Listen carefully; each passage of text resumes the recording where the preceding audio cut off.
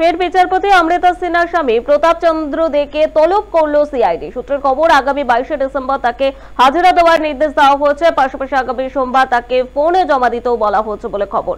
উল্লেখ্য, সম্প্রতি ষাটোর্ধ্ব এক বিধবা এবং তার মেয়ে অভিযোগ করেন, আইনত পৈতৃক সম্পত্তি পেলেও তার দাদার পরিবার তা থেকে তাকে উচ্ছেদ করার চেষ্টা করছে এবং তার আরো অভিযোগ মারধরও করা হয় তাকে, যার প্রমাণ রয়েছে সিসিটিভি ফুটেজে। তিনি আত্মীয়দের বিরুদ্ধে ফৌজদারি মামলা দায়ের করে তার আত্মীয়দের হয়ে মামলা লড়েছিলেন বিচারপতির স্বামী।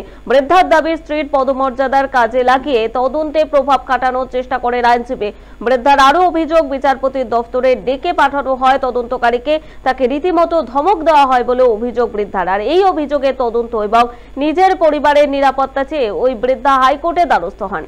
জানা গিয়েছে, অভিযোগকারিনী সুপ্রিম কোর্টে দ্বারস্থ হন। সিআইডি তদন্তেরও নির্দেশ দেয় আদালত। পরে অবশ্য এই মামলায় বাড়তি পদক্ষেপ করা যাবে না বলেও জানায় সুপ্রিম কোর্ট। ডিসেম্বরের শুরুতে আদালতে জানিয়ে দেয়, অভিযোগের নিষ্পত্তিতে প্রয়োজনীয় পদক্ষেপ করা যাবে, এরপরই পদক্ষেপ নেয় সিআইডি। সূত্রের খবর, ভবানী ভবনে বিচারপতির স্বামীকে তলব করা হয়। গত শনিবার বেলা 11টায় ভবানী ভবনে হাজিরা দেন তিনি। ঘণ্টা দুয়েক জিজ্ঞাসাবাদও করা হয় তাকে। এবার ফের তলব করা হলো তাকে।